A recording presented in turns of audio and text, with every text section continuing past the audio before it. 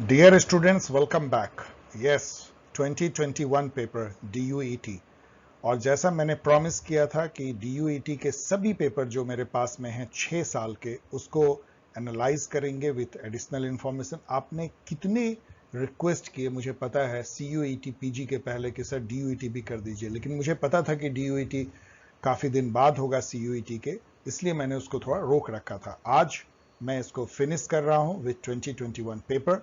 अब देखेंगे आगे कि DUET के लिए और किन यूनिवर्सिटीज़ के वीडियो लेक्चर में बनाऊं। पास्ट ईयर पेपर हो सकता है कुछ पॉल के बनाएंगे छूटे हुए, हो सकता है कुछ पंजाब यूनिवर्सिटी के, रोहतक के, यूपी असिस्टेंट प्रोफेसर। मेरे पास काफ़ी क्वेश्चन हैं जो अलग अलग असिस्टेंट प्रोफेसर में भी काफ़ी क्वेश्चन मिलते जुलते हैं, तो देखेंगे क्या हम बनाते हैं। लेकिन जारी रहेगा जब तक एग्जाम होगा, कुछ ना कुछ MCQ पे आपको प्रैक्टिस के लिए आएगा। So let us begin DUET MA pol science 2021 paper analysis, जो यूजफुल होगा UGC नेट और सभी एंट्रेंस टेस्ट एंड कंपटीशन के लिए। इससे पहले कि हम क्वेश्चन आंसर का दौर शुरू करें, ये बताना मेरा एक तरह से कर्तव्य है आप सभी को कि जो बेस्ट रिसोर्सेज हैं for any entrance test, particularly PG entrance test, वो ऑब्जेक्टिव पॉल साइंस है और exam guide for entrance test है। ये अमेजन किंडल वर्जन अवेलेबल है। आप इसको जस्ट पॉल साइंस हेल्प यदि आप जाकर के लिखते हैं amazon.in पे, आपको कोई लिंक की जरूरत नहीं है। आपको चारों बुक दिखते हैं, उसमें से ये दो बुक अभी रिलेवेंट हैं, आप इसको ले सकते हैं और किंडल ऐप पे पढ़ सकते हैं। आई होप कि अब तक आपको पता होगा कि किंडल ऐप पे बुक कैसे आप पढ़ सकते हैं। इससे पहले कि क्वेश्चन आंसर का दौर शुरू करें, कुछ जो बातें मैं शुरू में कहता हूं, एक ओवरव्यू। ये पेपर इजी साइड में है, लेकिन इन्होंने कुछ 8-10 क्वेश्चन डिफिकल्ट आर्बिट रखे हैं, मतलब बीच बीच में स्प्रिंकल किए, छिड़काव किया है, और वो करना जरूरी होता है बिकॉज फिल्टर आउट करने के लिए। बट ओवरऑल पेपर जो है बिल्कुल CBCS सिलेबस जो DU का है उससे मिलता है। और कुछ इन्होंने बड़ी अजीब सी बेवकूफ़ी जैसी भी की है, जैसे कि एक ही क्वेश्चन को 2 बार पूछ दिया है। अब ये तो बहुत बड़ी गलती है, लेकिन किया है इन्होंने, ठीक है। और कुछ क्वेश्चन का आंसर जो है थोड़े डाउटफुल भी है, मैंने क्वेश्चन मार्क लगाया है पीले में या हरे में, जो कुछ हाईलाइटेड एडिशनल इंफॉर्मेशन उसको जरूर गौर से पढ़िए। कुछ को मैंने एक्सप्लेन किया है, कुछ को ऐसे ही छोड़ दिया है, उसको गौर से देख लीजिएगा। अब चलिए हम लोग शुरू करते हैं। Which theory did Marx borrow from liberal economist? ये बहुत पॉपुलर क्वेश्चन है और बहुत जगह पूछा जाता है। DU और इसमें भी UGC में भी पूछा गया है और पॉलम में भी पूछा गया है। बेसिकली मार्क्स तो वैसे कैपिटलिस्ट जो थिंकर हैं उनको कोई पसंद करते नहीं थे, लेकिन रिकार्डो से उन्होंने वो इंस्पायर हुए हैं। रिकार्डो ने एक बुक लिखा था 1817 में, the principles of political economy and taxation. इसमें उन्होंने जो theory of labour theory of value के बारे में जिस तरह से उन्होंने एक्सप्लेन किया था, उसको थोड़ा चेंज करके मार्क्स ने अपना लिया। जिस तरह हेगल को उन्होंने चेंज करके अपनाया, उसी तरह से रिकार्डो के लेबर थ्योरी ऑफ वैल्यू को उन्होंने नया रूप दिया। बेसिकली मार्क्स का क्या कहना है कि जो भी वैल्यू होती है किसी प्रोडक्ट में, वो सब लेबर के चलते होती है, और जितने भी अदर फैक्टर ऑफ प्रोडक्शन है, चाहे वो ऑन्टरप्रेन्योरशिप हो, चाहे लैंड हो, फैक्ट्री हो, कैपिटल हो, सब पैसिव है, वो वैल्यू ऐड नहीं करता और लेबर को उसका पूरा वैल्यू नहीं मिलता है, उसको एक्सचेंज रेट से मिलता है। रियल वैल्यू जो वो इनपुट करता है प्रोडक्ट में, जिससे कि प्रोडक्ट की मार्केट में वैल्यू होती है, वो उसको नहीं मिलता है। और ये जो पार्ट ऑफ प्रॉफिट होता है, वो एक तरह का थेफ्ट है, चोरी है, जो लेबर से चुरा करके कैपिटलिस्ट रख लेता है। ये लेबर थ्योरी ऑफ वैल्यू उन्होंने रिकार्डो से ही दिया था। सो develop his theory of surplus labour. तो लेबर थ्योरी ऑफ वैल्यू को उन्होंने थ्योरी ऑफ सरप्लस लेबर में बदल दिया। अब यहां पे वर्ल्ड वॉर 1 के 4 कारण बताए जा रहे हैं। The rise of German power caused world war 1, ये तो बहुत ऑब्वियस है। यस, काइजर विलियम 2 उस समय का जो राजा होता था जर्मनी का, वो उसका क्लमजी डिप्लोमेसी, चलिए भी माना जा सकता है। जर्मनी का जो मिलिट्रिस्ट आइडियोलॉजी था, उसने ग्लोरीफाई किया था एग्रेसिव वॉर को, वो भी था। Capitalist class conflict caused world war 1, ये थोड़ा आपको कंफ्यूजन हो सकता है। क्या इन्होंने ये माना जा सकता है क्या कि कैपिटलिस्ट क्लास कॉन्फ्लिक्ट भी कॉज था? वैसे इसका ऑफिशियल आंसर और ऑल ऑफ द एबव है, और जब ऑल हो तो ज्यादा चांस उसी का है, इसलिए, बट मैंने क्वेश्चन मार्क लगाया है। The concept of policy science was formulated for the first time. अब ये क्वेश्चन देख के आपके चेहरे पे मुस्कुराहट आना चाहिए। यदि आप मेरे स्टूडेंट हैं और यदि मेरी बात को ध्यान से सुनते हैं, मैंने कम से कम 20 बार कहा होगा कि ये Harold Lasswell is the father of policy science. 1960s या 50s के लास्ट में जो है पॉलिसी साइंस फॉर्मुलेट किया था। तो ये बहुत ही इजी क्वेश्चन है, ये easy and repeated. Duverger Riker model जो है इजी एंड रिपीटेड है। ये कई बार, ये इनफैक्ट पहले भी डीयूटी में पूछा गया, जेएनयू में पूछा गया। आपको पता है, इसको हम लोग डुवर्जर रूल बोलते हैं। डुवर्जर रूल यही कहता है कि एफपीटीपी होगा तो two party system long run में हो जाएगा, यदि प्रोपोर्शनल रिप्रेजेंटेशन होंगे तो मल्टी पार्टी होगा। तो जो इलेक्टोरल सिस्टम और पार्टी सिस्टम के बीच का जो लिंक है ना, वो बताता है। तो ये बहुत ही रिपीटेड इजी क्वेश्चन है। ये भी बहुत ही इजी क्वेश्चन है, क्योंकि इसमें आपको पता है कि मंडला जो है वो कौटिल्य से आप सीधा मैच करा देंगे। अद्वैत वेदांत जो है विवेकानंद, यदि आपने थोड़ा भी मेरे वीडियो को देखा है, फतवा इजादरी जियाउद्दीन बरनी से, इतना मिलाने के बाद आपको ज्यादा प्रॉब्लम नहीं होगी। यहाँ मैंने नहीं दिया है मैच जगह स्पेस की कमी के चलते, लेकिन वो सप्त क्रांति आप इसमें, यहाँ पे मैंने क्वेश्चन मार्क क्यों लगाया सप्त क्रांति में?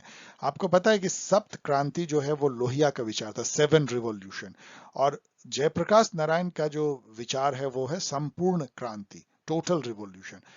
वैसे कहीं कहीं सप्त क्रांति भी इनके साथ जुड़ा हुआ है, लेकिन ये मेन स्ट्रीम है नहीं। अब ये गलती है, ये इन्होंने मिसप्रिंट है या क्या है, अब ये क्वेश्चन मार्क है। आप इस पे और रिसर्च कर सकते हैं, बट इससे कोई फर्क नहीं पड़ता है, आप इसको चैलेंज नहीं कर सकते हैं। लेकिन ये दिखाता है कि यदि ये गलत है कि ये किस बेध्यानी से क्वेश्चन सेट किया गया है। Which one of the following is, but easy question, which one of the following is not a characteristic of साला मॉडल? वेरी इजी क्वेश्चन, क्योंकि साला मॉडल आपको पता है कि एडमिनिस्ट्रेटिव सब सिस्टम जो है डेवलपिंग कंट्री का, जो उन्होंने इकोलॉजिकल अप्रोच से जो मॉडल बनाया है प्रिज्मेटिक सोसाइटी का, तो प्रिज्मेटिक सोसाइटी का एडमिनिस्ट्रेटिव जो सब सिस्टम है वो साला मॉडल है। साला कोई खास मीनिंग है नहीं, जापान स्पेनिश वर्ड है। तो साला मॉडल में आपको पता है कि करप्शन की बात करते हैं, वो निपोटिज्म की बात करते हैं, भाई भतीजावाद, फॉर्मलिज्म है, इस टाइप की चीजें, सारी चीजें, ओवरलैपिंग है, हेट्रोजेनिटी, और जितना भी आप प्रिज्मेटिक सोसाइटी में सोच सकते हैं कि जिस टाइप का अपने यहाँ ब्यूरोक्रेसी होती है, भाई भतीजावाद है, निपोटिज्म है, करप्शन है। बट ये जो है actual behaviour is similar to formal expectation, ये तो बिल्कुल उल्टा है।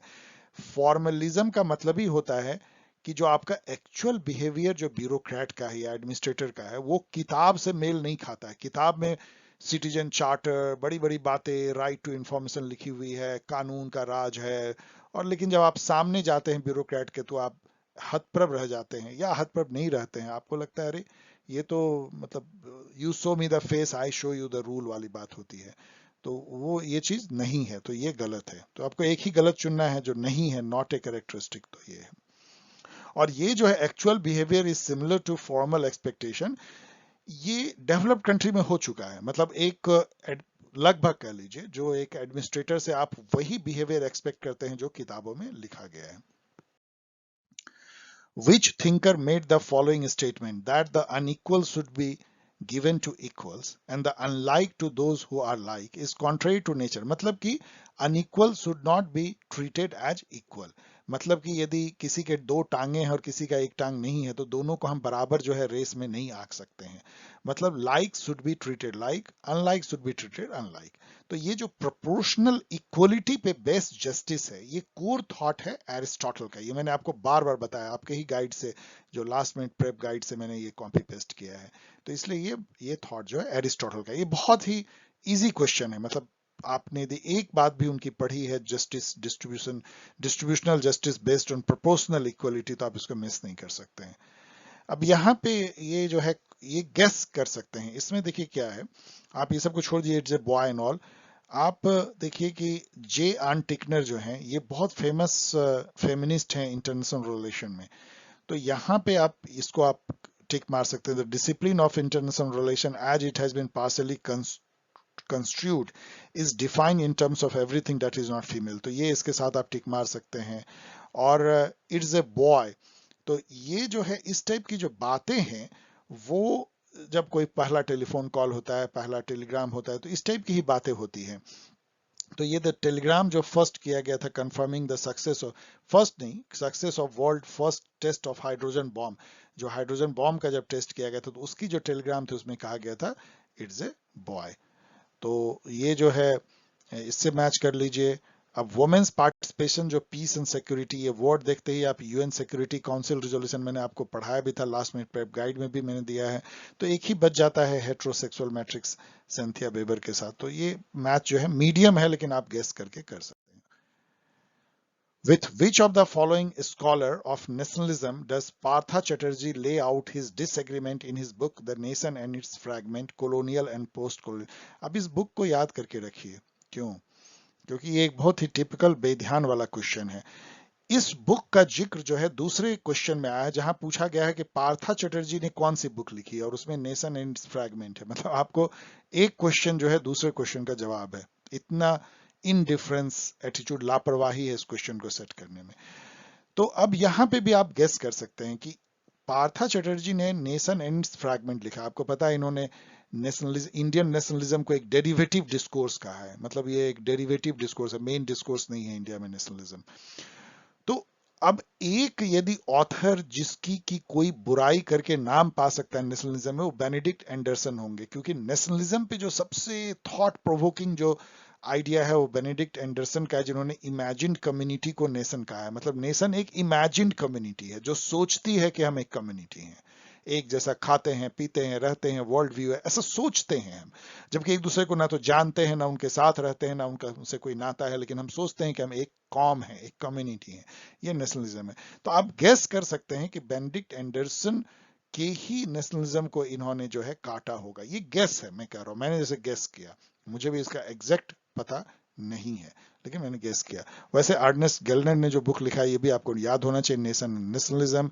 और एंथनी डी स्मिथ ने लिखा है nationalism, nation and nationalism in global era. बहुत सारा बुक स्मिथ ने लिखा है। तो ये सब भी आपको इसी बहाने में एडिशनल इंफॉर्मेशन दे रहा हूं, याद कर लीजिए। ये गेस कर सकते हैं आप। इसमें कई क्वेश्चन आप देखेंगे कि आपको जानने की जरूरत नहीं है, आप गेस से निकाल सकते हैं। Which Indian thinker is associated with the political pamphlet Bhavani मंदिर? अब ये है, इसको देखिए कैसे गेस किया जा सकता है। मैंने भी गेस किया है, मैं बताऊं। Bhawani Mandir written during the time of partition of Bengal. अब पार्टीशन जब बंगाल का हुआ 1905 में, उसके बाद ही स्वदेशी मूवमेंट हुआ। अब वहां पे देखेंगे तो रविन्द्रनाथ टैगोर जो है, ऐसे कोई स्वदेशी के बहुत बड़े कोई ऐसे लीडर तो थे ही नहीं। वो तो पोएट थे कि भवानी मंदिर बनाएंगे, मतलब पैम्पलेट छापेंगे, पैम्पलेट बांटेंगे। ये it is very unlikely of Rabindranath Tagore की पैम्पलेट बना के छापेंगे। बंकिम चंद्र चट्टोपाध्याय अगेन जो है, जिन्होंने कि वंदे मातरम लिखा है, बड़े लिखने लेखक थे, वो भी पैम्पलेट बना के छापने वाले नहीं थे। सुभाष चंद्र बोस उस समय तक उस तरह से सीन पे आए नहीं थे। तो इसीलिए एक ही बच जाता है, क्योंकि श्री अरविंदो जो है वो, या अरविंदो घोष जो है, वो बहुत एक्टिव हो चुके थे स्वदेशी के टाइम में। और उनका बहुत अंडरग्राउंड जो है, जैसे अनुशीलन समिति और इन सब में भी उनका हाथ रहता था। तो वो एक तरह के रिवोल्यूशनरी जैसे थे। तो इस तरह की बातें जो है पैम्पलेट के अंदर उनसे जोड़ा जा सकता है। ये गेस है, बहुत इंटेलिजेंट गेस है, और ये सही भी है। आइए 11 नंबर क्वेश्चन देखते हैं। ये खासा आसान इसलिए है कि चेस्टर बर्नार्ड को यदि आप मेरे साथ बने हुए हैं तो आप तुरंत मैच करेंगे द फंक्शन ऑफ एग्जीक्यूटिव, उनके बहुत मोस्ट फेमस बुक से, और इसी से ये क्रैक हो जाता है, क्योंकि एक ही ऑप्शन में ए का 4 है। फिर तो ये सुपर इजी क्वेश्चन है। उसके बाद तो बस आप मैच कर लीजिए कि बी का 3 है। तो आप यहाँ से, वैसे सब इतना आसान है। ड्वाइट वॉल्डो, सी का 2 है, ideas in public administration and डिमॉक का फिलॉसफी। तो बहुत आसान ये हो जाता है। एनीवेज, नेक्स्ट क्वेश्चन लेकिन आपको बहुत बम्प करता है, क्योंकि यहाँ पे प्रॉब्लम क्या है कि जूडिथ बटलर जो कि एक फेमिनिस्ट है, उन्होंने जेंडर एज परफॉर्मेंस भी आर्टिकल लिखा है, और ये बुक भी लिखा है, contingent foundation feminism and the question of post modernism. तो ये दोनों ही जूडिथ बटलर से। आप फ्रांकोइस लॉयटार्ड का मैं खोज नहीं पाया, हो सकता है उन्होंने भी कंटीजेंट फाउंडेशन पे लिखा है, क्योंकि पोस्ट मॉडर्निज्म है, इसलिए मैं क्वेश्चन मार्क कर रहा हूं यहाँ पे। लेकिन आगे इसमें थोड़ा नॉलेज देख लीजिए, अदरवाइज ये क्वेश्चन इनवैलिड हो जाएगा। कल्चर इंडस्ट्री जो है, ये Theodor Adorno and Marx Horkheimer ने ये बुक में दिया था, the culture industry enlightenment as mass deception. इसका थोड़ा सा समझ लीजिए, बहुत अच्छा कॉन्सेप्ट है ये कल्चर इंडस्ट्री का। उसमें दोनों ऑथर ये कहते हैं, जो क्रिटिकल थिंकर है फ्रैंकफर्ट स्कूल के, उनका कहना है कि कल्चर को भी कमोडिफाई कर दिया गया कैपिटलिज्म में। जैसे अभी नेटफ्लिक्स देखिए, अमेजन प्राइम देखिए, तो आपको इनका और आगे पता चलेगा। उस समय में जो हॉलीवुड की मूवी थी, थिएटर था, ब्रॉडवे जो थिएटर थी, वो एक तरह से एक जैसे आर्ट की गैलरी, सब जो है वो एक ऑटोनोमस वर्क नहीं रह जाती है, जिसे मार्क्स कहते हैं। वो एक कमोडिटी बन जाती है, एक्सचेंज वैल्यू उसका हो जाता है, और अपनी ऑटोनॉमी जो है आर्टिस्ट खो देता है, और वो कैपिटलिस्ट मार्केट में एक प्रोडक्ट की तरह जो है, जो जो बिकता है उसी की सबसे अधिक वैल्यू होती है वाली हो जाती है। तो ये इस तरह का जो थॉट है कि कल्चर का भी कैपिटलिज्म हो गया, वो भी जो है मास जो क्रिएट करती थी उसके हाथ में से चला गया, और कुछ कैपिटलिस्ट उसको क्रिएट करने लगे और उसको कमोडिफाई करने लगे, और मास उसमें जो है खो गया एक तरह से, उस कैपिटलिज्म के जाल में वो उलझ गया। जैसे अभी जो बच्चे हैं वो क्या है, इंस्टाग्राम, फेसबुक और जो नेटफ्लिक्स, अमेजन प्राइम, जो वेब सीरीज, उसके ही जाल में फंस गए हैं। जो पॉपुलर कल्चर, मास कल्चर होना चाहिए, उससे वो कट गए हैं। इन सब बातों को वो कल्चर इंडस्ट्री में उठाते हैं। इसके अलावा कॉस्मोपॉलिटन डेमोक्रेसी का कॉन्सेप्ट डेविड हेल्ड ने दिया, और कई लोगों ने भी दिया है। उसमें यह है कि जो डेमोक्रेसी है वो पीपल के लिए दी है, तो ग्लोबल जो सिटीजन है, चाहे वो किसी कंट्री का हो, वो क्यों नहीं ग्लोबल गवर्नेंस में खुद डिसीजन ले सकते हैं? क्यों गवर्नमेंट के थ्रू ही हम आते हैं? क्यों हमने बाउंड्री खींच दिया है? लोगों लोगों में भेद क्यों कर दिया है? इस टाइप का क्यों पीपल पूरे दुनिया के आके डिसाइड नहीं कर सकते? इस टाइप की जो थॉट है वो कॉस्मोपॉलिटन डेमोक्रेसी की है।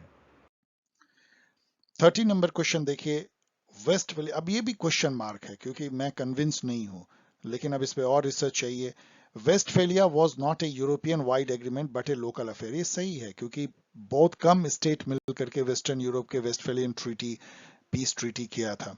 Westphalia decreed that each territory would retain the religion it held on, इतना मतलब जो किंग होगा उसका अपना रिलीजन होगा, किंग होगा उसका अपना स्टेट होगा, ये बात भी उसमें थी।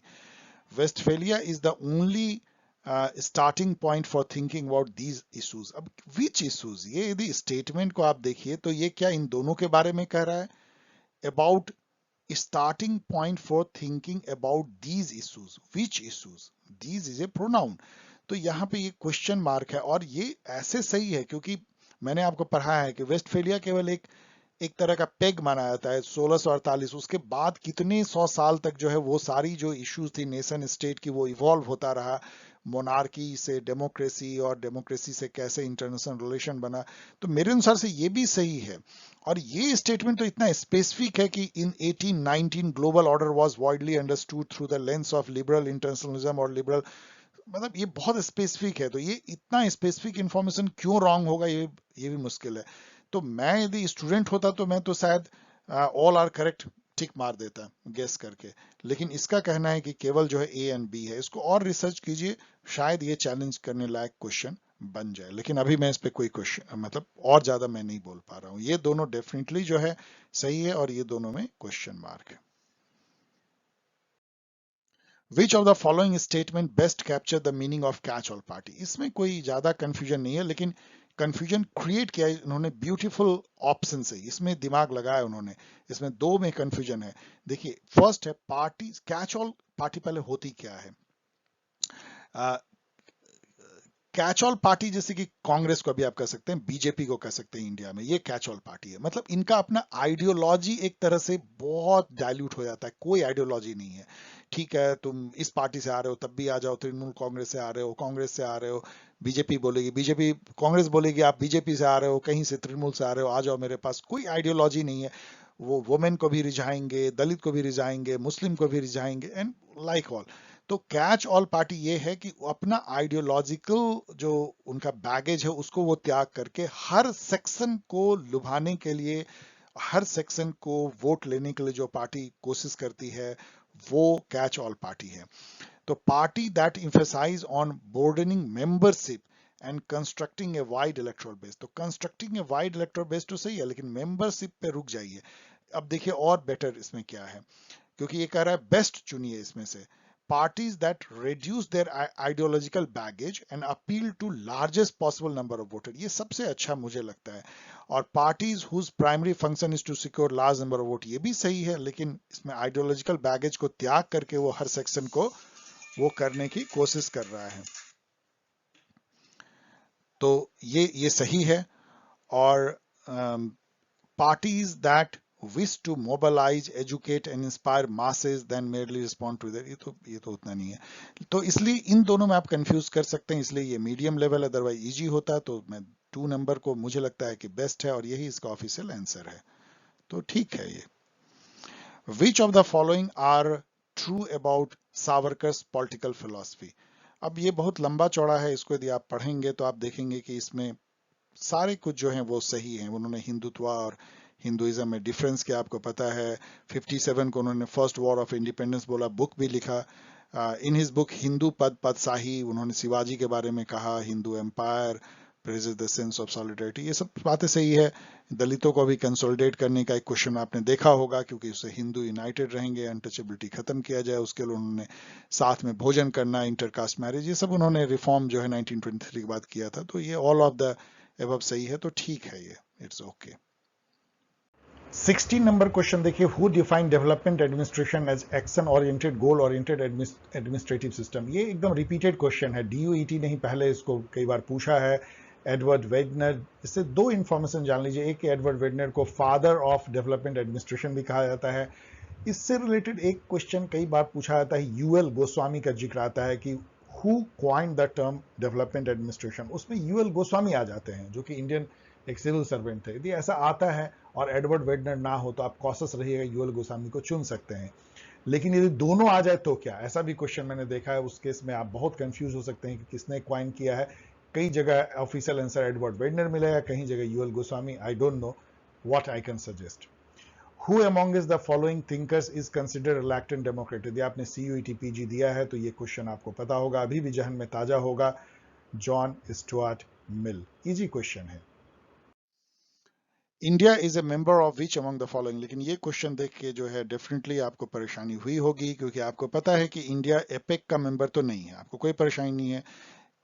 जो एशियन नेशन है उसका इंडिया मेंबर नहीं है, बहुत इजी। लेकिन यहाँ आके आप अटक गए होंगे कि ईस्ट एशियन समिट का मेंबर है या नहीं है, इसलिए क्वेश्चन मीडियम हो जाता है। मेंबर है, इसके मेंबर कौन कौन है यहाँ पे देख लीजिए, उसमें इंडिया भी एक है, आसियान के अलावा 8 और नेशन है। ये है क्या Indo Pacific premium forum strategic dialogue का है, लेकिन ये इतना ऑर्बिट है, इतने सारे रीजनल ऑर्गेनाइजेशन के बजाय जो है आपको ये ईस्ट एशियन समिट मिलता है, इसलिए क्वेश्चन मीडियम टू टफ भी हो सकता है। द इमर्जेंस, तो इसका आंसर है केवल ईस्ट एशियन समिट का वो मेंबर है। The emergence of constitutionalism is associated with which of the following? ये क्वेश्चन फिर बहुत आसान है कि कॉन्स्टिट्यूशनलिज्म क्या है, कि एक राष्ट्र जो है वो कॉन्स्टिट्यूशन के अनुसार चले, रूल ऑफ लॉ के अनुसार चले, एक सर्वोपरि कानून होगा, सुप्रीम लॉ होगा, वही जनता पे भी लागू होगी और वही जो राज कर रहे हैं उस पे भी लागू, दोनों उस कानून से बंधे हुए हैं, कोई किसी का आर्बिट्ररी रूल नहीं है। तो ये कब होता है?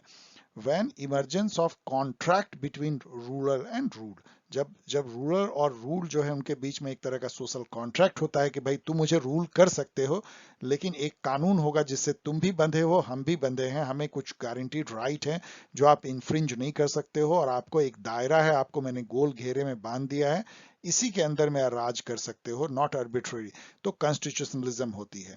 तो इसलिए ये है बहुत आसान, मतलब इसको इजी इसलिए मैंने रखा है क्योंकि और ऑप्शन आप देखेंगे, greater agricultural productivity, increasing theocracy, theocracy मतलब रूल ऑफ रिलीजियस मुल्ला और या पंडितों का रूल, मतलब रिलीजन के बेसिस पे रूल, तो वो तो इससे कोई मतलब ही नहीं है। इमरजेंस ऑफ टोटलिटेरियनिज्म मतलब उल्टा सीधा है, इसमें जो ऑप्शंस हैं वो इस क्वेश्चन को आसान बनाते हैं।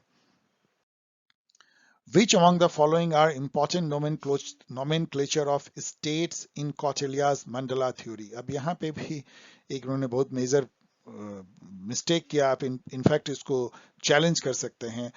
अब अरी जो है वो तो इनमी है, अरी दुश्मन है। विजिगुसु ठीक है, जो डिजायर्स होना चाहता है, कन्क्वेस्ट, वर्ल्ड जीतना चाहता है दुनिया। उदासीन ठीक है, लेकिन पार्सनी ग्रह जो है वो फ्रेंड नहीं है, वो दुश्मन है। पार्सनी ग्रह है इनमी एट बैक, फ्रेंड जो है बैक में वो आक्रांदा है, और इसका सारा जो है वो मित्र होता है, तो अक्रंद सारा मित्र, मित्र आरी मित्र। तो आप ये कह सकते हैं कि ये क्वेश्चन इनवैलिड है, बिकॉज ये कह रहा है कि इसमें से कौन से इंपॉर्टेंट नोमेनक्लेचर है। यदि कोई आप स्ट्रिक्टली जाएंगे तो इसको आप गलत बोलेंगे, क्योंकि ये तो फ्रेंड इन द रियर नहीं है, तो उल्टा है, तो इसको आप काट देंगे, तो ए बी सी कहेंगे, जबकि इसका सभी ऑप्शन, ऑल ऑप्शन सही है। इसलिए इस क्वेश्चन को आप चैलेंज कर सकते हैं, no problem. Challenge. The institution of ombudsman, अब इसको देख के तो आपको बहुत जोरदार मुस्कुराहट आनी चाहिए, बहुत आसान है। स्वीडन में फर्स्ट टाइम ओम्बड्समैन हुआ था, तो ये तो बहुत ही घिसा पिटा क्वेश्चन है। 22 नंबर क्वेश्चन देखिए, locks essay concerning human understanding was an harbinger of, harbinger मतलब जो कोई इवेंट को लाने वाला होता है, हर कारा जो उसको आगे बढ़ के उसको पुश पुल कर लेता है, मतलब आगे आगे। सो इसका सही आंसर तो है कि ये इनलाइटनमेंट, क्योंकि इसमें जो इनलाइटनमेंट को वो लाता है, ऐसे कंसर्निंग ह्यूमन अंडरस्टैंडिंग जो है वो ह्यूमन कैसे थॉट करता है, कैसे वो सेंस एक्सपीरियंस से ही सब कुछ लर्न करता है, साइंटिफिक वे में सोच सकता है, कोई चीज ट्रांसडेंटल या एब्स्ट्रैक्ट या अदर वर्ल्डली नहीं है थॉट, जिसको रैशनलिज्म प्लेटो का आप सोच सकते हैं, उस टाइप का नहीं है। तो वो साइंटिफिसिज्म एम्पिरिसिज्म की तरफ उनका ये थॉट था जिसने इनलाइटनमेंट को काफी हेल्प किया। यहां एक दो इंफॉर्मेशन याद रखिए कि इससे कंसर्निंग ह्यूमन अंडरस्टैंडिंग में ही उन्होंने टैबुला रासा का कॉन्सेप्ट दिया, टैबुला रासा, टैबुला रासा, या इसको आप कह सकते हैं व्हाइट या ब्लैंक स्लेट। ये मतलब उनका कहना था कि जो बच्चा जन्म लेता है तो उसका दिमाग जो है वो एक ब्लैंक स्लेट या व्हाइट स्लेट के जैसा होता है, उसमें कोई पहले से इंफॉर्मेशन भरी नहीं होती है। जो हम लोग के महाभारत में कहानी में कहा था कि अभिमन्यु को मां के गर्भ में ही जो है वो चक्रव्यूह भेदने का जो है वो ज्ञान मिल गया था, उसको वो काटते हैं कि कोई परे या अदर वर्ल्डली या ट्रांसडेंटल नॉलेज हमारे दिमाग में नहीं होता। बच्चा जो कुछ भी एक ह्यूमन सीखता है वो यहीं पे जो सेंसरी एक्सपीरियंस से जो वो नॉलेज लेता है, और फिर जो रीजन जो नेचर गॉड गिफ्टेड द्वारा है उससे जो वो कॉग्निशन से कॉन्सेप्ट डेवलप करता है, उसी से होता है। एक तो ये, दूसरा कि इस बुक में उन्होंने हॉब्स का जो ह्यूमन नेचर था उसको क्रिटिसाइज किया था कि इतना निगेटिव व्यू जो हॉब्स ने लिया है वो नहीं, वो थोड़े पॉजिटिव व्यू लेते हैं, और उनका जो स्टेट ऑफ नेचर है वो सोशल है, मतलब उसमें लोग God given sense of reason से और नेचुरल लॉ को फॉलो करते हुए सोशियबली रह सकते हैं without any higher political authority. लेकिन वो जो शांति है वो बड़ी प्रिकैरियस है, कभी भी भंग हो सकती है, क्योंकि हर कोई जज जूरी एग्जीक्यूशनर है अपने और दूसरे के केस में। इसके लिए वो प्री पॉलिटिकल अरेंजमेंट है जो स्टेट ऑफ नेचर है। जब सोशल कॉन्टैक्ट होता है तो एक हायर पॉलिटिकल अथॉरिटी आ जाती है जो कि आपके केसेस को जज करती है और शांति व्यवस्था बनाए रखती है। तो ये दो चीजें ह्यूमन कंसर्निंग ऐसे कंसर्निंग ह्यूमन अंडरस्टैंडिंग के लिए याद रखना चाहिए। इससे रिलेटेड तीसरा इंफॉर्मेशन भी आपको पूछा जाता है कि इनकी जो मेन बुक थी सेकेंड ट्रीटीज ऑफ गवर्नमेंट, वो जो है एक तरह का अपोलोजी था या डिफेंस था जो पार्लियामेंट्री फॉर्म ऑफ गवर्नमेंट या ग्लोरियस रिवॉल्यूशन जो हुई थी इंग्लैंड में 1689। अब ये क्वेश्चन तो बहुत आसान है एनपीटी सीटीबीटी के बारे में कि India has neither sign NPT not notified, ये एकदम बिल्कुल ट्रू है। India has sign, no it has not sign CTBT, no. तो इंडिया ने ना तो सीटीबीटी साइन किया है ना एनपीटी साइन किया है, ये दोनों आपको याद रखना चाहिए, ना रेटिफाई किया है। 24 number question, which of the following were used as an argument by Raja Ram Mohan Roy in memorial submitted to King George on the subject of freedom of press? ये मैंने राजा राम मोहन रॉय के वीडियो में इस issue को cover किया है। उन्होंने बहुत सारी दलील दी थी, वैसे वो एक तरह से रिजेक्ट हो गया था वहां पे शायद House of Lords and other में, तो उन्होंने किंग को पिटिशन दिया था, वो भी रिजेक्ट ही एक तरह से हुआ। लेकिन उन्होंने ये कहा, बहुत सारी बातें कही कि फ्री प्रेस होने से आपको ही गवर्न करने में आसानी होगी, पब्लिक ओपिनियन रेगुलेट होगा, लोगों में अवेयरनेस होगा, तो आपके अगेंस्ट में रिबेलियन नहीं होगी, आप कंट्रोल कर पाएंगे, कोई बुराई नहीं है, सब कुछ कहा। ये सब जितनी चीजें आप पढ़ लीजिए सब कहा, लेकिन एक चीज नहीं कहा कि वो कोई फंडामेंटल राइट है हमारा इंडियन का। ऐसा उस समय फंडामेंटल राइट का कोई बात था नहीं, तो इसलिए ये गलत है। ठीक है, इसका पॉट स्टॉप का फुल फॉर्म ये पूछ रहे हैं। अब इससे आसान क्वेश्चन क्या हो सकता है, मैंने कम से कम तो 20 बार आपको बताया होगा, देख लीजिए, यही है, फिर से मैं रिपीट नहीं कर रहा हूं। अभी फर्स्ट ऑप्शन इसमें सही है। मैच करना जो है ये बहुत ही बेहद आसान है, क्योंकि माइकल वॉल्जर ने कॉम्प्लेक्स इक्वलिटी दिया है, तो आप कॉम्प्लेक्स इक्वलिटी देखते ही इसको आप इससे मैच कर लीजिए। उसके बाद आप यदि देखेंगे कि जो लॉजिक का जो प्रिंसिपल है कि यदि प्रॉपर्टी को जस्ट वे में एक्वायर किया जाए और जस्ट वे में ट्रांसफर किया जाए तो जो रिजल्टेंट डिस्ट्रीब्यूशन होगा वो भी जस्ट होगा। तो ये है just initial appropriation of resources makes just subsequent economic inequality resulting from it. मतलब यदि प्रॉपर्टी का एक्विजिशन सही ढंग से हुआ है, उसका ट्रांसफर सही ढंग से हुआ है, तो जो उससे रिजल्टेंट पैटर्न है, भले वो अनइक्वल हो, वो भी जस्ट है, वो अनजस्ट नहीं है। ये लॉजिक का है, आप इससे मैच कर लीजिए।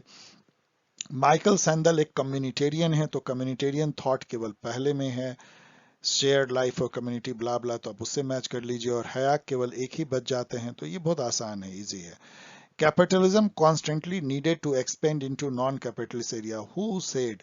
मेरे अनुसार इस तरह के क्वेश्चन आप जानते हैं तो जानते हैं वाली बात है, इसलिए ये अर्बिट क्वेश्चन है। मतलब इसमें रोजा लग्जमबर्ग, अब ये कैसे आप जानेंगे? ये जरूर आप कह सकते हैं कि कार्ल मार्क्स होंगे या रोजा लग्जमबर्ग होंगे, लेकिन ये ठीक है, मेरे अनुसार difficult question, and forget it, क्योंकि इतने कम डिफिकल्ट क्वेश्चन है कि आप उसको छोड़ सकते हैं बहुत को। Who among the following has discussed the concept of Chaukhamba model?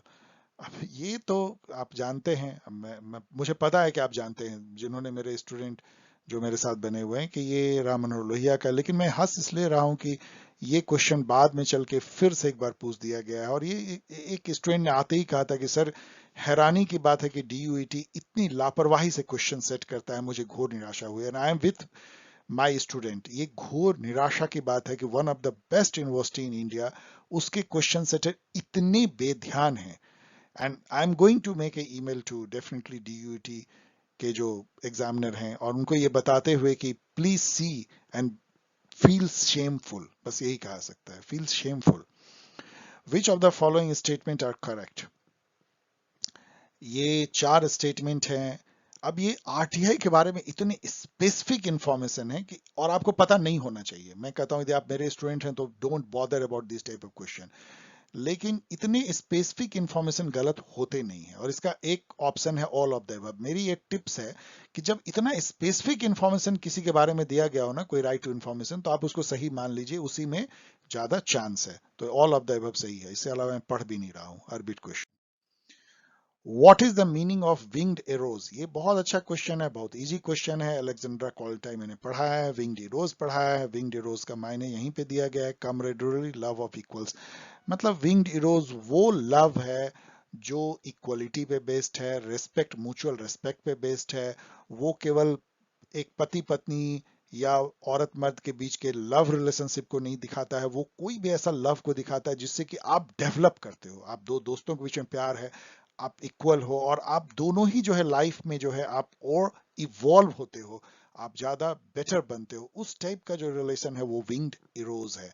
और जो विंगलेस इरोज है वो केवल सेंसुअल, जो मर्द औरत के बीच का जो शारीरिक कह लीजिए उस टाइप की, जिसका कि बैनल रिलेशन है, उसका कोई आपका इंटेलेक्चुअल या इमोशनल प्रोग्रेस से उसका नाता नहीं है, वो विंगलेस इरोज है। मैंने आपको डिटेल में ये बताया था अलेक्जेंड्रा कोलंटाई को पढ़ाते समय में। उसका एक बहुत छोटा सा पार्ट आपको पूछा गया और बहुत आसान। ये मैच जो है वो बहुत इजी है, इसलिए मैंने इजी मार्क किया है। क्यूबन मिसाइल क्राइसिस आपको याद हो गया होगा, 1962 में हुआ है। फर्स्ट गल्फ वॉर जो है, कुवैत पे अटैक किया था इराक ने, तो हुआ था अमेरिका एंड यूनाइटेड नेशन के, मतलब इसमें अमेरिका लेड जो है यूनाइटेड नेशन की फोर्स ने उसको रिस्टोर किया था। अफगानिस्तान वॉर जो है 9/11 के बाद हुई थी, दिसंबर में जब बम बरसाया था अलकायदा ने, तो उसके रिटेलिएशन में जो है वॉर अगेंस्ट टेररिज्म, कल war on terror and Bosnia war जो है बच जाता है, तो वो आप मार लीजिए। तो आसान है ये सब। The doctrine of Hindutva was expounded by. अब ये क्वेश्चन इतना आसान है कि ये नहीं पूछना चाहिए। हिंदुत्व किसने दिया? मतलब ये तो उस टाइप का क्वेश्चन है ना कि रामचंद्र जी की पत्नी का क्या नाम था, तो ठीक है।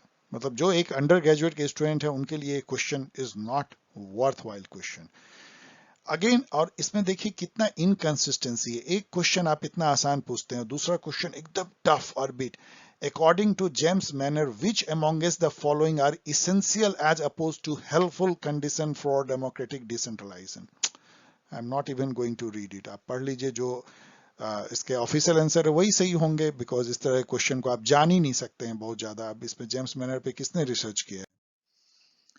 Herbert Marcuse used the term a comfortable, smooth, reasonable, democratic unfreedom too. ये क्वेश्चन है डिफिकल्ट, लेकिन इसके ऑप्शन के चलते ये मीडियम बन जाता है और आप इसको गेस कर सकते हैं। ऐसे गेस कर सकते थे आपने वाइड पढ़ाई की है कि हर्बर्ट मार्क्यूज जो हैं वो एक क्रिटिकल थिंकर हैं फ्रैंकफर्ट स्कूल के, और क्रिटिकल थिंकर जो हैं वो इंडस्ट्रियल सोसाइटी, अर्बनाइजेशन, जो अभी करंट जो कैपिटलिस्ट समाज है उसके अगेंस्ट हैं। वो इवन मार्क्सिज्म के भी थोड़े बहुत अगेंस्ट हैं, लेकिन वो नियो मार्क्सिस्ट हैं। तो इसमें आप देखेंगे तो ये डेवलपिंग सोसाइटी के अगेंस्ट नहीं हो सकते हैं, पोस्ट कॉलोनियल स्टेट के अगेंस्ट नहीं हो सकते हैं, कम्युनिस्ट स्टेट के अगेंस्ट तो ज्यादा नहीं होंगे। तो ये एडवांस्ड इंडस्ट्रियल या कैपिटलिस्ट सोसाइटी के अगेंस्ट जो है वो क्रिटिकल थिंकर होते हैं, इसीलिए आप इसको इससे जोड़ सकते हैं as a guess, intelligent guess, और यही सही है। अगेन क्रिटिकल अप्रोचेस से ही नेक्स्ट क्वेश्चन भी है, critical approaches to international relation. अब ये क्वेश्चन मीडियम इसलिए हो गया, आसान हो सकता था क्योंकि दो में काफी टफ कंपटीशन है इसमें, दो ऑप्शन में। फर्स्ट देखिए, C unfair and exploitative aspect in global system. ये बहुत ज्यादा सही है क्योंकि क्रिटिकल थिंकिंग यही है कि जो ग्लोबल सिस्टम है उसमें कितना एक्सप्लॉयटेशन है, कितना विरोधाभास है, कितना एक तरह से डिफरेंस है। एक तरफ जो है कोर और पेरिफेरी जैसी जो चीजें हैं, या developed, under developed, like that. Capitalism का एक पूरा बाजार जैसा बन चुका है जो ग्लोबल सिस्टम है। तो ये तो है, and focus on north south relation भी इसका एक पार्ट है क्रिटिकली, ये भी कि जो नॉर्थ हैं वो डेवलप्ड हैं और साउथ जो है पीछे रह गए हैं। बाकी तो ये सब बेकार है, ये सब भी ऐसा है, ऑल ऑफ द तो होगा नहीं। तो मतलब एक इसमें से है क्योंकि इसमें आपको चुनना है और एक सही भी है, तो फर्स्ट जो है वो ज्यादा ठीक लगता है, मतलब बेटर है, तो आप इसको चुन सकते हैं और वही सही भी है।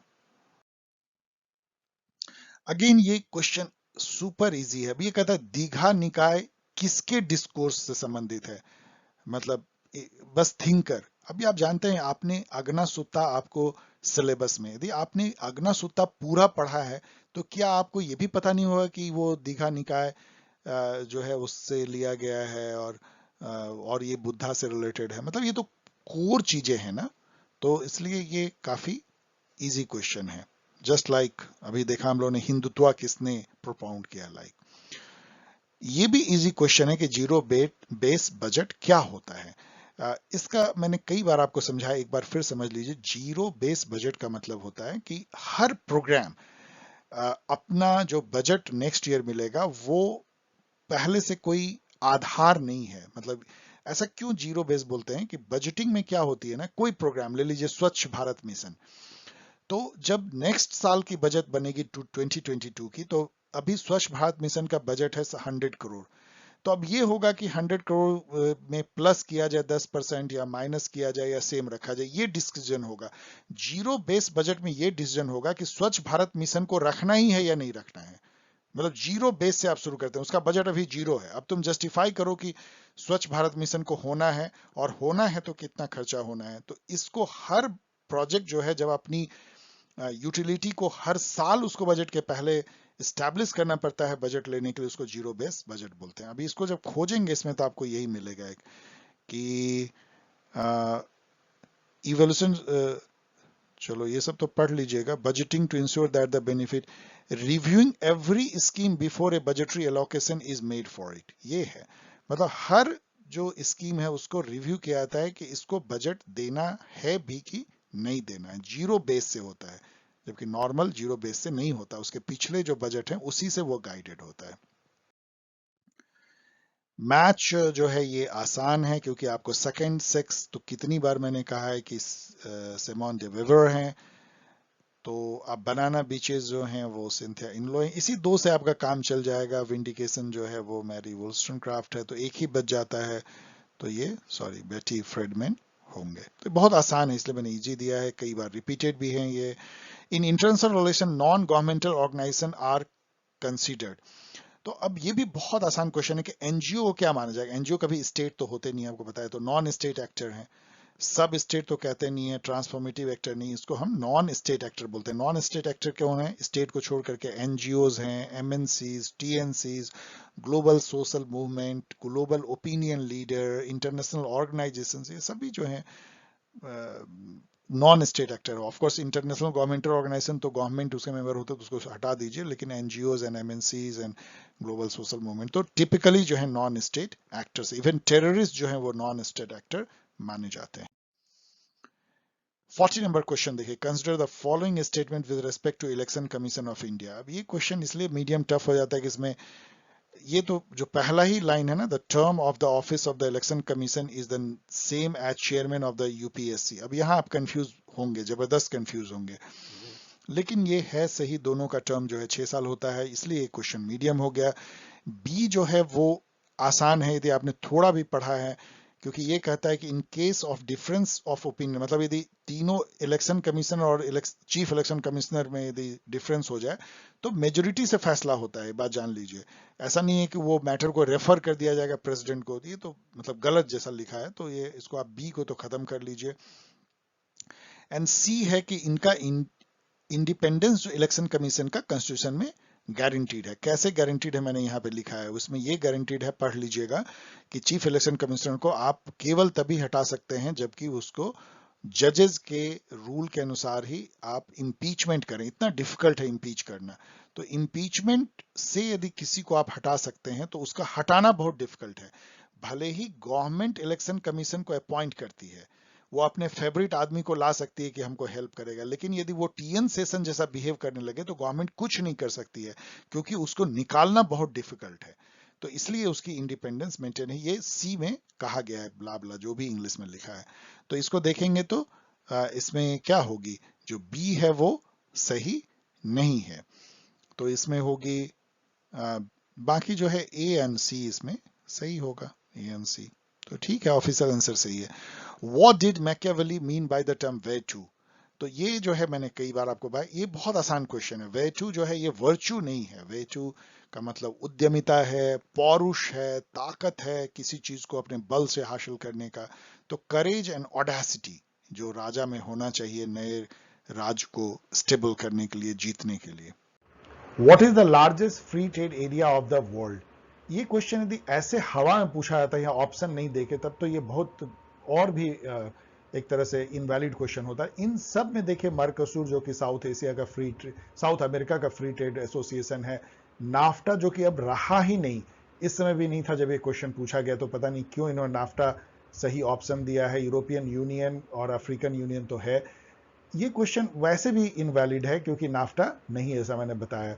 और इस पे बहुत विवाद है कि आरसीईपी सबसे बड़ा ट्रेड एसोसिएशन है या एपीईसी है, लेकिन यदि फ्री ट्रेड एसोसिएशन देखें तो नाफ्टा ऑफ कोर्स बहुत बड़ा था, लेकिन ये 2020 में इसका नया अवतार आ गया है, यूएसएमसीए इसको कहते हैं, यूनाइटेड स्टेट मैक्सिको कनाडा, और नाफ्टा को डिसॉल्व कर दिया गया, खत्म कर दिया गया ट्रम्प के टाइम में। तो इसलिए ये क्वेश्चन को मैं क्या बोलूं, तो क्वेश्चन मार्क लगा रहे हैं। वैसे यहाँ पे तो चलिए नाफ्टा ही इन्होंने सही दिया है। Under the Indus water treaty, ये तो देख के मेरे स्टूडेंट मुस्कुराए होंगे एग्जामिनेशन में 2020 पेपर में, क्योंकि ये मैंने कई जगह बताया था, गाइड में भी बताया था। तो इंडस वाटर ट्रीटी जो 1960 में हुई, वर्ल्ड बैंक ने इसमें मेडिएटर का रोल प्ले किया। इंडिया को रावी ब्यास सतलज मिला, तो रावी ब्यास सतलज मिला, पाकिस्तान को रिमेनिंग 3 मिला। Very very easy. 44 which of the following names are associated with the theory of global justice. आपको पता है कि जॉन रॉल ने जो है लॉज ऑफ पीपल दिया है ग्लोबल जस्टिस के लिए, तो ये तो होगा ही। और थॉमस पॉक जो हैं वो काफी फेमस है, मैंने उसी वीडियो में बताया, कॉस्मोपॉलिटनिज्म पे काफी उनके थॉट हैं जो रॉल से भी आगे बढ़ करके हैं। उनका मानना है कि हमारी responsibility as a global citizen हर उस व्यक्ति के लिए जो कहीं भी रह रहा है, किसी नेशन के बाउंड्री में रह रहा है। बाकी विल कैमेल का जो है मल्टीकल्चरलिज्म में इनका रोल है, और रॉबर्ट नॉजिंग तो लिबर्टेरियन है, तो ए और सी इसका जो है ठीक है इसका answer. Two statement reason reservation, आपको पता है रीजन रिजर्वेशन जो है वो डीयूईटी हो चाहे जेएनयू हो, वो ठीक से समझ पाते नहीं है, ठीक से पूछते नहीं है, सबका आंसर ए ही देते हैं, थोड़ा बहुत मिलते, वही यहाँ पे है। The decision making theory was developed, international relation की बात हो रही है, डिसीजन मेकिंग थ्योरी इन आईआर पढ़ लीजिए, developed specially in the realm of foreign policy making, जैसे कि ग्राहम एलिसन का है, सॉरी ग्राहम टी एलिसन का है इसेंस ऑफ डिसीजन। इन्होंने जो है डिसीजन मेकिंग पर काफी कुछ लिखा है कि क्यूबन मिसाइल क्राइसिस कैसे हुई थी, उससे उन्होंने एनालाइज किया डिसीजन मेकिंग। देन इसका रीजन है रीजन दे रहे हैं एजर्सन का कि decision making theory was developed specially in the realm of foreign policy making reason it concentrate focuses on the person shaping international events rather than on international situation. अपने आप में ये सही है कि ये एक्टर पे फोकस करता है, क्योंकि डिसीजन कौन लेता है? एक व्यक्ति लेता है जो फॉरेन मिनिस्टर है, डिप्लोमैट है, या जो प्रेसिडेंट है। वो इंटरनेशनल सिचुएशन पे ज्यादा फोकस ना करके वो इंटरनेशनल जो है एक्टर पे लेता है, पर्सन पे लेता है, वो एनालिसिस होती है। लेकिन ये इसका एक्सप्लेनेशन कैसे है मुझे तो नहीं समझ में आया, लेकिन आंसर ऑलवेज जो है आपको पता है कि ए देते हैं ये मानते हुए कि उसको एक्सप्लेन कर रहा है। इनके मन में ऐसा लगता है, सेटर के मन में, कि एक्सप्लेन कर रहा है। According to Plato form belong to the world of, ये आप में से आने के बाद कई लोगों ने पूछा था, मैंने जवाब भी दिया था कि फॉर्म जो है वर्ल्ड ऑफ बीइंग है, एंड जो इंटेलिजिबल वर्ल्ड में होती है, उस दुनिया में जहां पे कि हमारे आंखें देख नहीं सकती है, वर्ल्ड ऑफ फॉर्म्स, जैसे गुलाब के फूल के होने की जो आइडिया है, being rose is is world of form. और बिकमिंग रोज, जो एक्चुअल जिसको रोज को आप छू सकते हैं, वो विजिबल वर्ल्ड है, वो वर्ल्ड ऑफ बिकमिंग है, हो जाने की। तो ये जो है, जो बिकमिंग जो है वो रियल है, जिसको आप छू सकते हैं, और जो आपके आंखों से दिखती नहीं है वो वर्ल्ड ऑफ बीइंग है, वर्ल्ड ऑफ आइडियाज है। ये सब मेटाफिजिक्स है, basically the theory of being and becoming. Idea of being जो है वो बिकमिंग में कन्वर्ट हो जाता है, तो आप उसको देख पाते हैं। इजी है ये, क्योंकि मैंने कई बार आपको कहा है, और यदि आप थ्योरी ऑफ फॉर्म पढ़े हैं तो आपको आसान लगना चाहिए। Which of the following statement in respect of the general system theory is are correct? General system theory क्या है? जिससे कि पॉलिटिकल साइंस में सिस्टम थ्योरी आया है, वो उसको आप किसी भी साइंस में, इकोनॉमिक्स में, बायोलॉजी में, कहीं से ले सकते हो। बायोलॉजी से निकला है। ये एक सिस्टम है, इसमें बहुत सारे इंटरैक्टिंग पार्ट्स होते हैं, पार्ट मिलकर के होल बनाते हैं। ये इनपुट लेता है, आउटपुट देता है, प्रोसेस करता है, और अपने इन्वायरमेंट में जो है एम्बेडेड रहता है। इन्वायरमेंट से, इनपुट और आउटपुट्स के रिलेशन से और फीडबैक से ये जुड़ा रहता है, इनपुट आउटपुट। ये जो है the general system theory is highly attractive from the stand point of empirical research. ये सही है, ट्रू है, बहुत इससे फायदा मिला है। The theory has been criticised for failing to adequately cater to the concept such as political power and influence. ये भी सही है, क्योंकि आप ब्लैक बॉक्स के अंदर झांकते इसमें नहीं है, तो आपको अंदर में क्या गेम चल रहा है, कैसे पावर प्ले कर रहा है, वो कैसे इन्फ्लुएंस कर रहा है, ये सब पता इसमें चलता है नहीं। ये कंपैरिजन में बहुत आसान है, रिसर्च में बहुत आसान है, बिग पिक्चर देता है। तो दोनों ही स्टेटमेंट जो है वो करेक्ट है, both A and B. 48 number question देखिए, अंडर प्रोपोर्शनल रिप्रेजेंटेशन। ये क्वेश्चन मतलब हाईली हाईली इजी है, क्योंकि इसका ऑप्शन इजी है। ये कहता है फर्स्ट है the minority get representation in proportion to their, sorry ये फॉन्ट बहुत छोटा है, the minority get representation in proportion to their strength. यही सही है, बाकी आप पढ़ लीजिएगा, टाइम ज्यादा हो रहा है, लेकिन ये बिल्कुल सही नहीं है। इसको यदि हम देखें मैच करना है, तो ये थोड़ा डिफिकल्ट इसलिए हो गया कि इसमें मैचिंग गेम आप नहीं खेल पा रहे हैं बहुत ही। वैसे मुझे पता है कि पावर एज एजेंडा सेटिंग जो है वो पीटर बैक्रैक एंड मॉर्टन बैराज ने दिया है, तो मुझे पता है कि बी का 1 है, तो बी का 1 केवल एक ही में सही में, तो मेरा काम बन जाएगा। लेकिन ये इतना आसान है नहीं कि आपको ये पता हो, और इसके चलते आपको डिफिकल्ट हो जाता है, क्योंकि और बाकी जो दिया गया है उससे हाना आर्डेंट का आप पकड़ लेंगे कि उन्होंने दिया है कि पावर टुगेदर कुछ क्रिएट करने का नाम पावर है, पावर टू है, नॉट पावर ओवर, जो डहाल ने कहा था। तो इससे आप पकड़ सकते हैं, बाकी आप मैच कर लीजिएगा।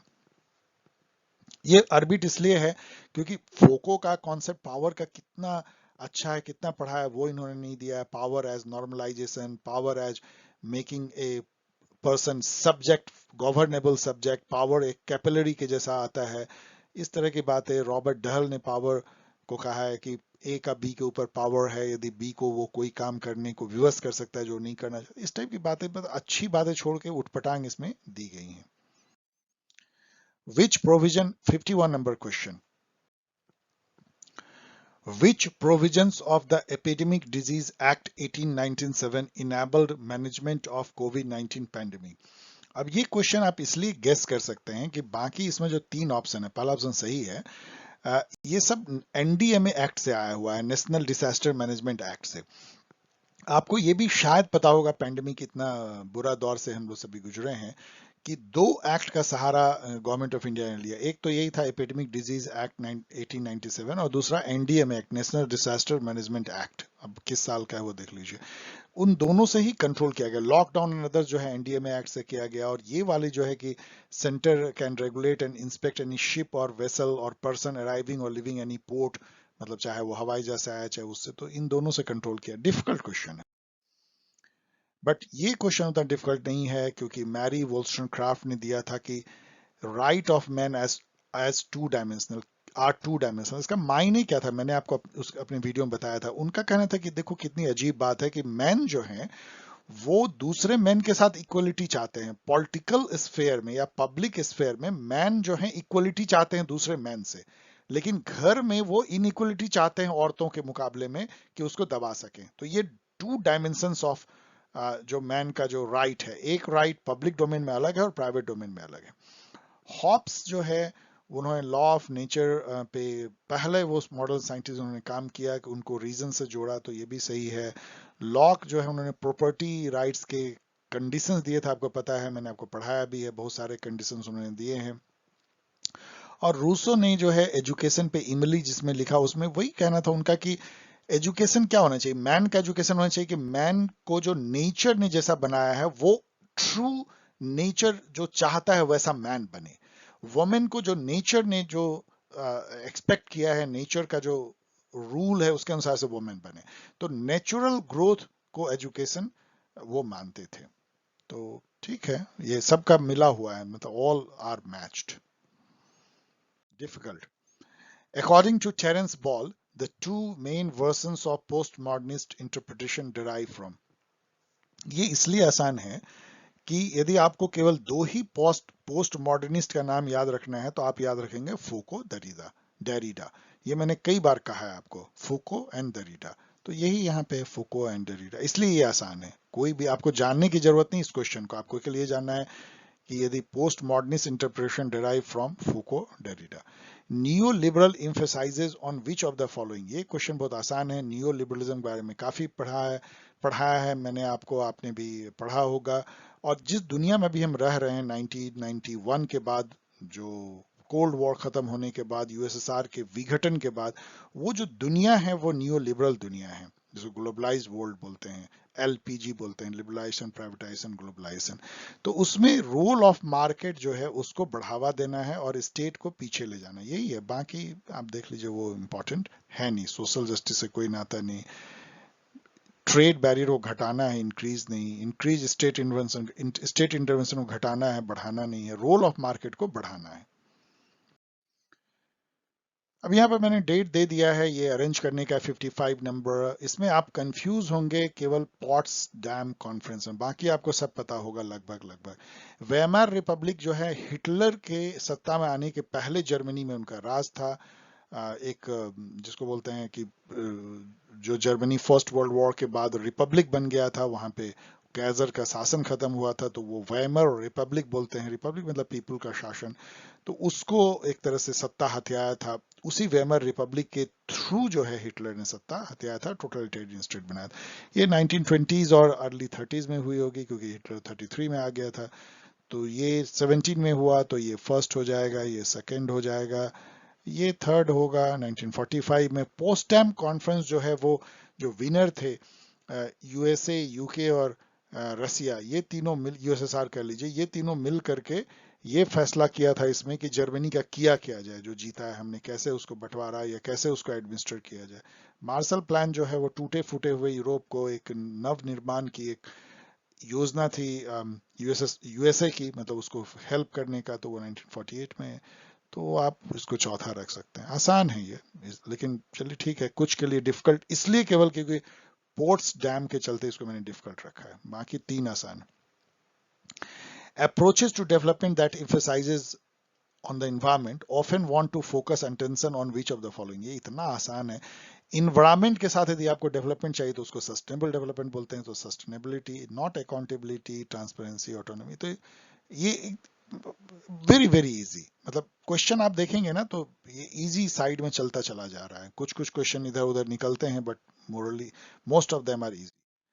The concept of four pillar state, वही मैं बोल रहा था, बताइए एक क्वेश्चन आपको चौखंबा राज्य पूछता है, फिर 4 पिलर स्टेट पूछता है, क्या ये आप एक्सपेक्ट कर सकते हैं डीयू ऐसे प्रेस्टिजियस यूनिवर्सिटी में कि एक ही क्वेश्चन आपको 2 बार पूछा जाए?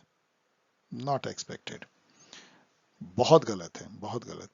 विच among is the following is not typical to post. अब देखिए इसमें कंफ्यूज आप मेरी तरह हो सकते हैं। मैं इसको न्यू पब्लिक मैनेजमेंट पढ़ रहा था पहली बार में, और फिर मैंने देखा इसमें से कोई भी मैच नहीं कर रहा है या मल्टीपल मैच कर रहे हैं। तो ये पोस्ट न्यू पब्लिक मैनेजमेंट है, वो दुनिया जो अभी है, जो एनपीएम से बाहर निकल चुकी है, एनपीएम को त्याग चुकी है, उसमें क्या नहीं है उसका फीचर। तो ये डिजिटल गवर्नेंस है, इंगेज्ड गवर्नेंस है, पब्लिक वैल्यू को जो है वो वैल्यू दी जाती है जो कि नहीं था, ये सब सब मतलब पब्लिक वैल्यू जो नहीं था, मतलब न्यू पब्लिक वैल्यू उसको लाया गया है। लेकिन पॉलिटिक्स एडमिनिस्ट्रेशन डायकोटमी जो है उसको नहीं स्थान दिया गया। अब कोई डायकोटमी नहीं है। जो एडमिनिस्ट्रेटर हैं, पब्लिक एडमिनिस्ट्रेटर हैं, वो भी पॉलिसी मेकिंग में हाथ बटाते हैं, इसलिए ये नहीं है, मतलब नॉट है इसलिए ये नहीं है। मीडियम रख लीजिए। 59 नंबर क्वेश्चन देखते हैं। Who amongst the following thinkers argued that modernity eroded national identity and led to cultural homogeneity.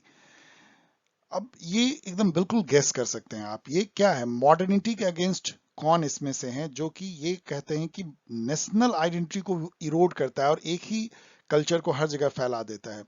आप कार्ल मार्क्स से इस टाइप की बातें सोच नहीं सकते। रविन्द्रनाथ टैगोर तो नेशनलिज्म के ही खिलाफ है, तो नेशनल आइडेंटिटी की बात उनसे सोच भी नहीं सकते।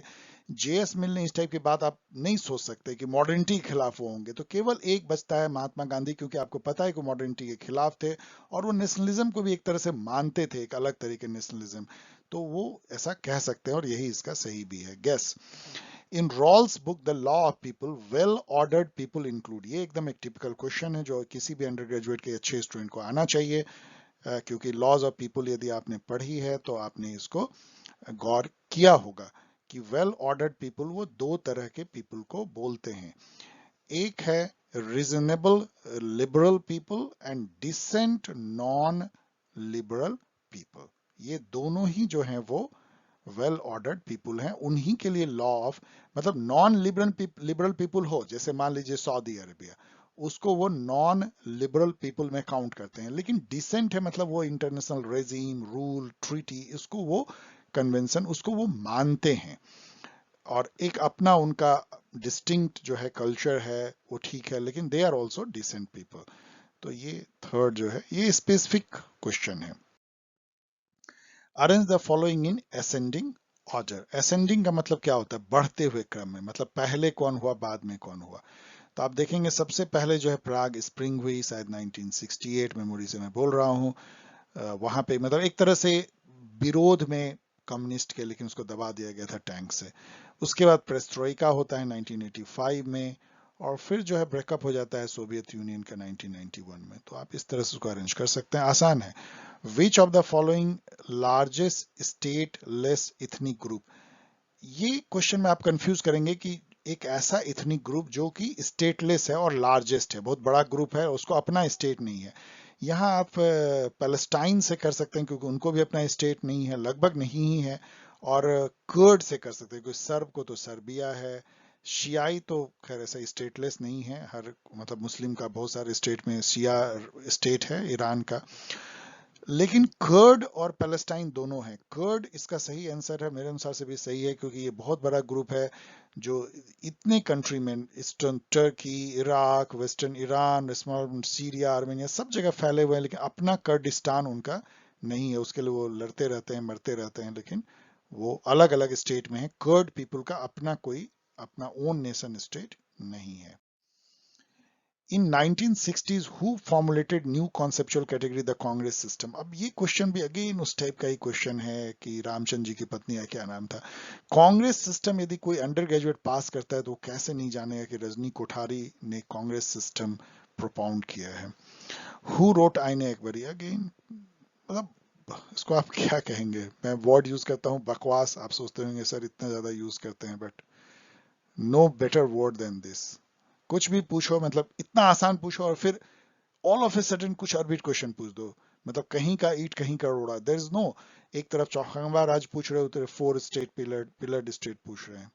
यू डोंट नो कि व्हाट मतलब right hand is doing left hand, ऐसा क्यों होता है? क्योंकि हर पेपर सेटर को आपने कहा इतने तक दे दो, और एक नहीं जस्ट उसको जम्बल्ड करके कॉपी पेस्ट कर दिया, किसी ने देखा भी नहीं 100 क्वेश्चन बनने के बाद कि वो कैसा दिखता है।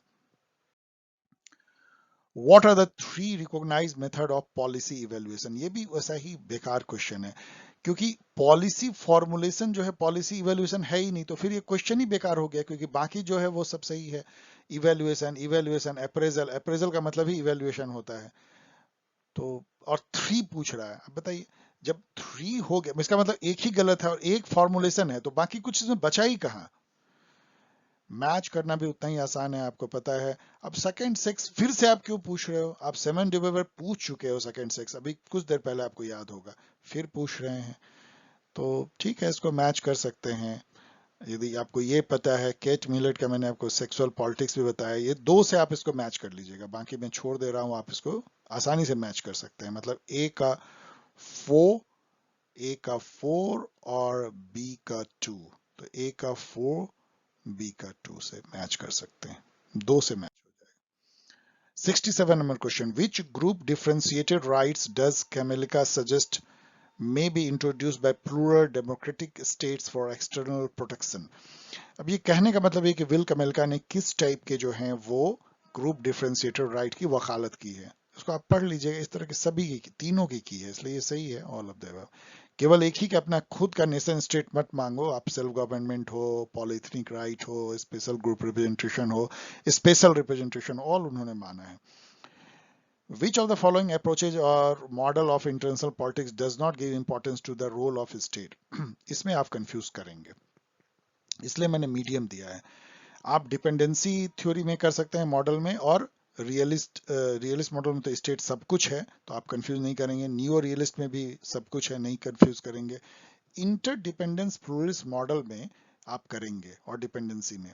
इनफैक्ट ये क्वेश्चन बहुत ही कंफ्यूजिंग है, क्योंकि इंटरडिपेंडेंस प्लूरलिस्ट मॉडल में भी स्टेट को उतना बड़ा रोल नहीं दिया जाता, स्टेट को वन ऑफ द एक्टर माना जाता है।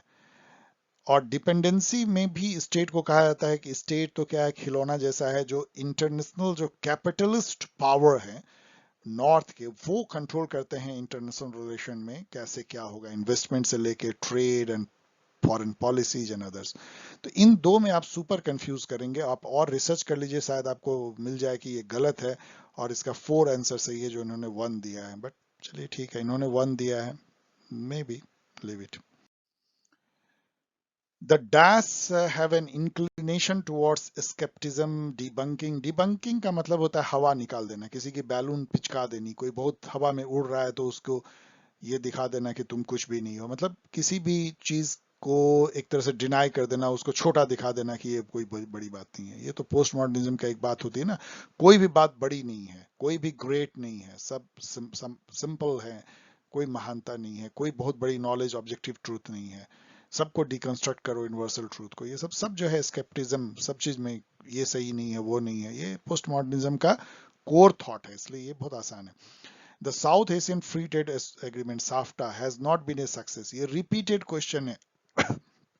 सॉरी, पहले ही जो है डीयूटी में पूछा गया है, मैंने आपको बताया है कि इसको छोड़ के ये दोनों जो है सही है, और आपको अभी भी याद होगा, इसलिए इस पर डिस्कशन करने की क्या बात है, तो रिपीटेड क्वेश्चन है। ये क्वेश्चन मैंने जो है पीआईएसआर या पॉलेम के लिए भी मैंने हिस्ट्री में काफी दे दिया था, उससे यदि आपने उसको पढ़ा हो लास्ट मिनट प्रेप गाइड में तो आप कर सकते हैं। पाणिनि जो है वो अष्टाध्यायी लिखा है, पतंजलि जो है वो योगा सूत्रास, क्योंकि पतंजलि योग पीठ से भी आप इसको गेस कर सकते हैं कि बाबा रामदेव का पतंजलि है और वो योग से रिलेटेड है, इन दोनों से आपका मिल जाएगा। वैसे जो है भारत मुनि ने नाट्य शास्त्र लिखा है, तो अश्वघोष इससे ठीक है, मिल डिफिकल्ट है, difficult. Which among the following are features of जन लोकपाल, ये बिल्कुल डिफिकल्ट है, और ये क्यों पूछा है मुझे समझ में आया। जन Lokpal is not in flavour, जन लोकपाल कब का खो चुका है, 2011 में अन्ना मूवमेंट हुआ था, उसके बाद आज 11 साल हो गए, लोकपाल का कोई रखवाला नहीं है। लोकपाल कौन है ये क्वेश्चन पूछा जाता है, क्विज क्वेश्चन बन चुका है। वैसे में क्या फीचर है, ये सब क्या जानना है। बट एनीवेज ये तो आप गेस कर सकते हैं कि लोकपाल और सीबीआई ये कनेक्टेड नहीं है, ये तो नहीं होगा, तो बाकी 3 सही है। बट ये क्वेश्चन अपने आप में ही इसका कोई मीनिंग नहीं है।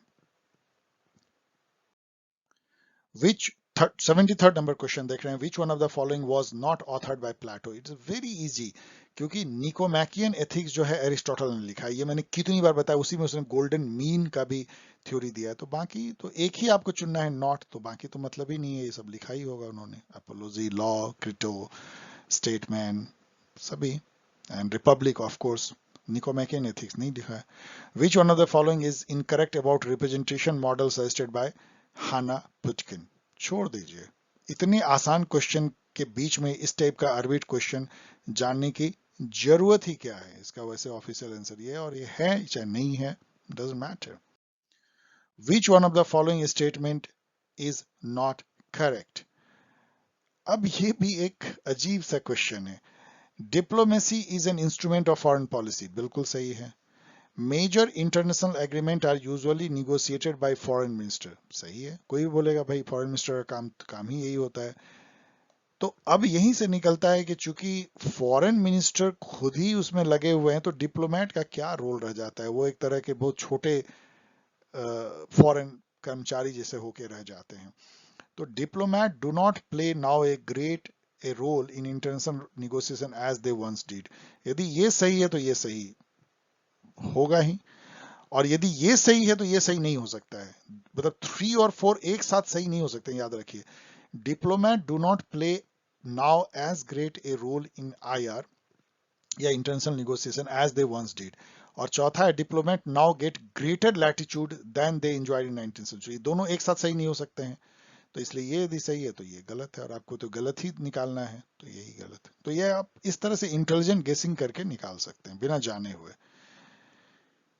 अब यहाँ पे जो है ये डिफिकल्ट इसलिए मैंने मारा है कि यहाँ सुपर कंफ्यूज होने की बात है, और इसको आप चैलेंज भी कर सकते हैं शायद। क्योंकि देखिए, केनेथ वॉल्स तो एकदम बिल्कुल सही है कि उन्होंने स्ट्रक्चरल रियलिज्म का कॉन्सेप्ट दिया, जो कि यहाँ लिखा हुआ है, वो ठीक है, पढ़ लीजिएगा। लेकिन लिबरलिज्म मेरे अनुसार से जो है ये इन्होंने मैच किया है। अब आगे छोड़िए, जॉन मेरसेमेर जो हैं वो ऑफेंसिव न्यू रियलिज्म के प्रोपोनेंट हैं, तो इन्होंने स्टेट पावर मैक्सिमाइजर होते हैं उन्होंने कहा है। माइकल, अब यहाँ पे अब कंफ्यूजन शुरू हुआ। माइकल जर्न को आप में से कई लोग नहीं जानते होंगे, बिल्कुल नहीं जानते होंगे। तो इन्होंने ग्लोबल गवर्नेंस सिस्टम पे लिखा, जैसे ये theory of global governance Michael Zurn ने लिखा, ये आपको पता नहीं होगा। अब चूंकि ये पता नहीं होगा, इसलिए क्वेश्चन टफ हो गया। तो आप इसको इससे मैच कर नहीं सकते हैं। आप तो मैच इससे कर देंगे, क्योंकि लिबरलिज्म में ग्लोबल गवर्नेंस सिस्टम की बात आती है, इंटरडिपेंडेंस आता है, इंस्टीट्यूशनलिज्म आता है। लेकिन अब लिबरलिज्म तो केवल बच गया इससे, और लिबरलिज्म को इससे जोड़ना कि social world is not external to the people who live in it and easily changed, ये बात है लिबरलिज्म। आई डोंट नो, अब इसको आप रिसर्च कीजिए और चैलेंज कर सकते हैं, यदि आपको पता लगे कि ये लिबरलिज्म के कॉन्सेप्ट से बहुत ज्यादा मिलता जुलता नहीं है तो। बट एंड और नहीं यदि कर सकते तो छोड़ दीजिए, आर्बिट क्वेश्चन। ये जो है डिफिकल्ट है, लेकिन यदि आप ये जानते हैं मेरी तरह की, ताराबाई शिंदे ने स्त्री पुरुष तुलना लिखा है, ये मैंने मतलब मुझे याद है, चलिए। तो आप सी का 2, अब सी का 2 आप देखेंगे तो एक ही है सी का 2, और इससे बात बन जाती है, बाकी को मैच कर लीजिए। यदि आप इतने लकी नहीं हैं तब आपको डिफिकल्टी होगी, और तब आपको खोजना होगा। चेक कर लीजिएगा।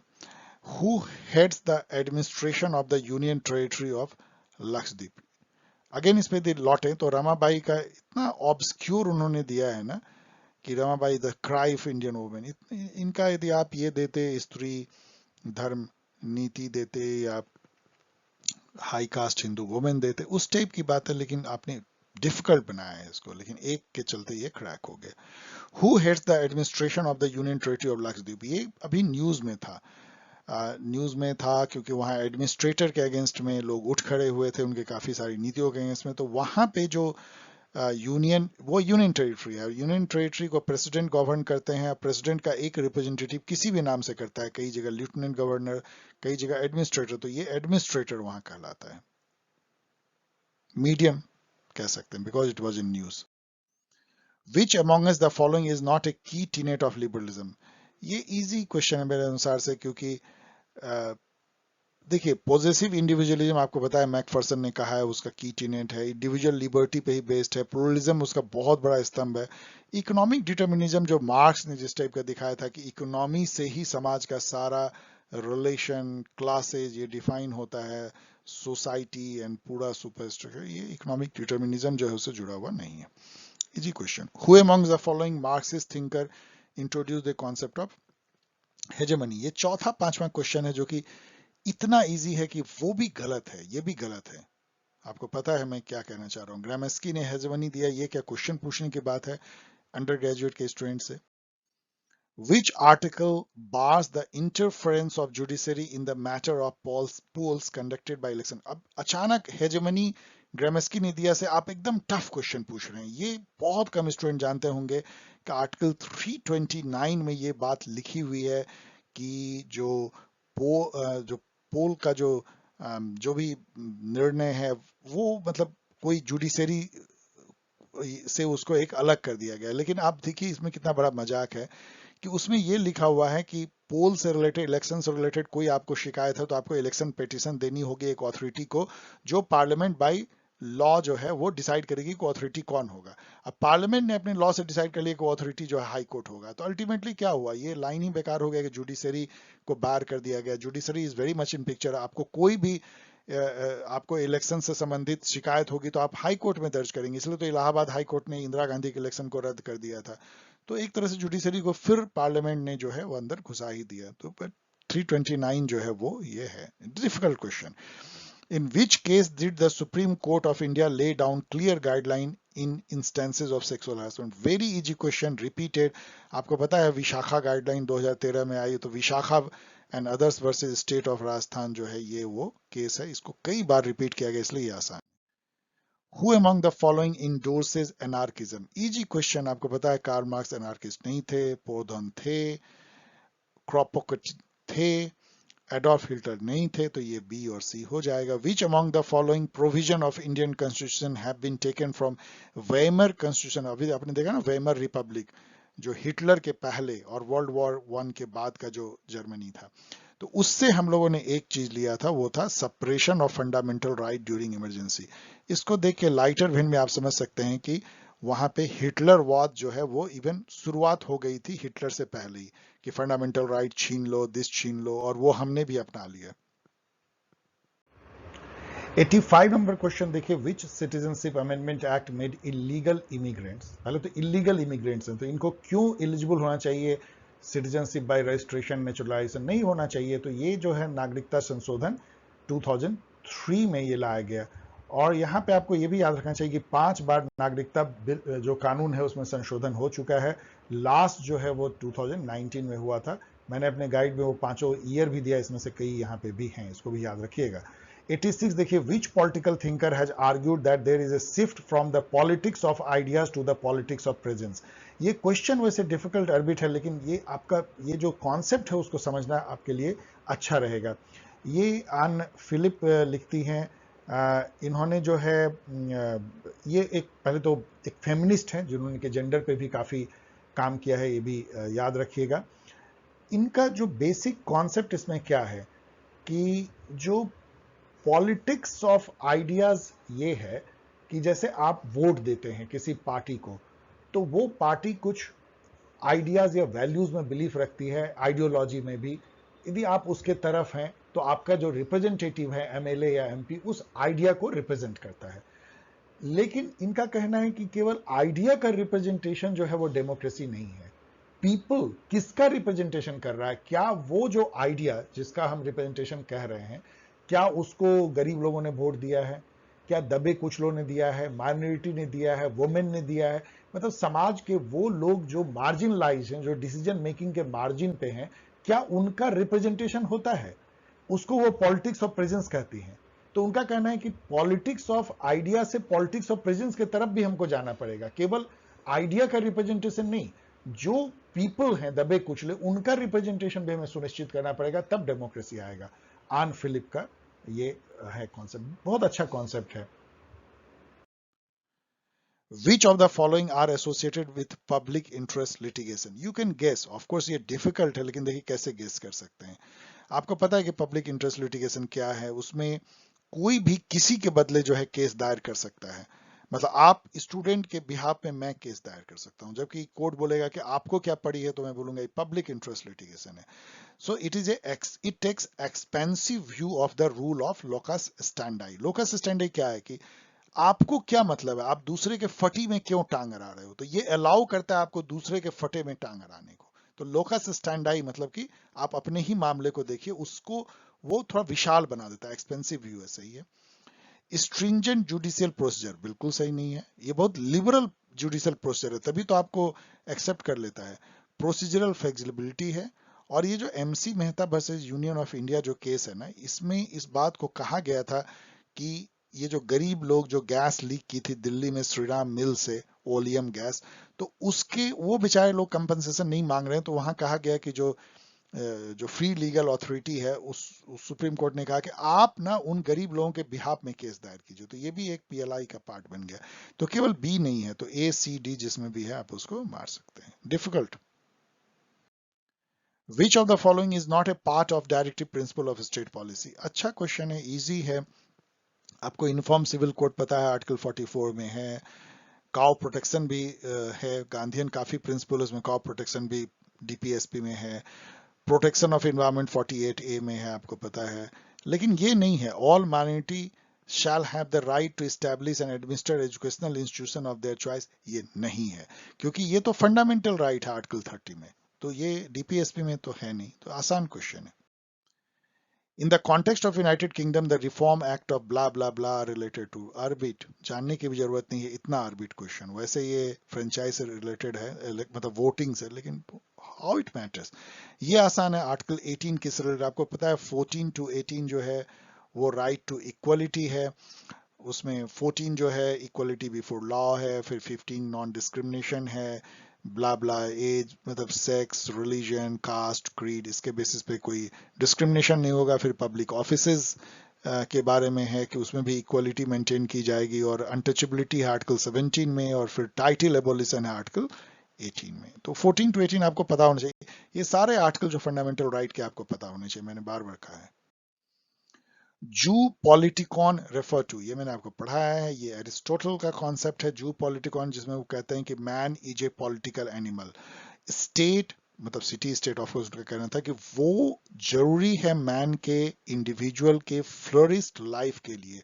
एक ऐसा आदमी जो स्टेट या पॉलिटिक्स से अलग होना चाहता है, वो या तो गॉड है या बीस्ट है, मतलब देव है या दानव है, वो नॉर्मल नहीं है। तो इसी को जू पॉलिटिकन कॉन्सेप्ट कहते हैं। Man is a political animal, जो बहुत फेमस हो गया। Which of the following are included in the basic structure of the constitution of India? ये मीडियम क्या डिफिकल्ट भी हो सकता है, क्योंकि आप कंफ्यूज करेंगे प्रियम्बल को लेकर। देखिए जुडिशियल रिव्यू जो है वो तो बेसिक स्ट्रक्चर, आप उसको हटा नहीं सकते।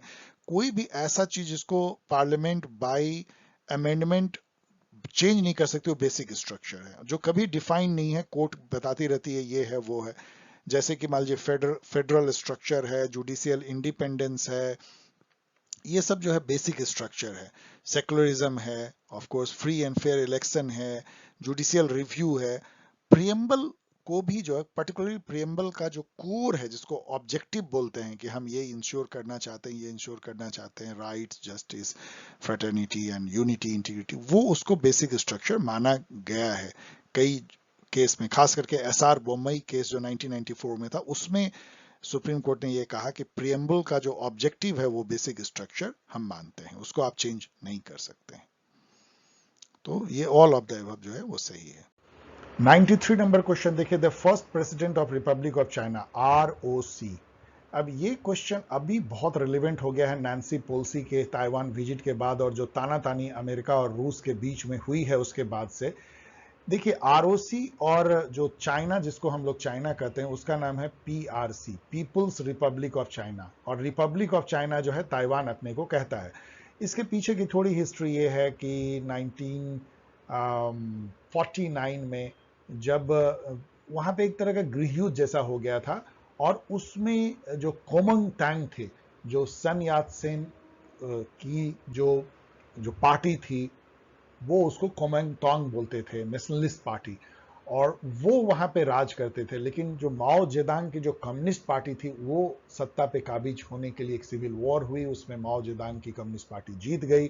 कुमनतांग जो है उसको भाग करके जो आइलैंड है ताइवान की वहां पे अपने गवर्नमेंट को बनाना पड़ा। उन्होंने डिक्लेयर किया, पहले सन यात सेन जो फर्स्ट प्रेसिडेंट थे और बाद में चैंग काई शेक जो भाग के वहां गए थे, उन्होंने डिक्लेयर किया कि असली जो है हम हैं चाइना गवर्नमेंट इन एक्साइल, और कम्युनिस्टों ने हम पे जबरदस्ती जो है हमें भगा दिया है और हमारे कंट्री के ऊपर कब्जा कर लिया। और इस नैरेटिव को वेस्टर्न वर्ल्ड ने हूबहू स्वीकार कर लिया, क्योंकि वो यही मानना चाहते थे। वो कम्युनिस्ट विरोधी थे, कंटेनमेंट पॉलिसी आपको याद होगा।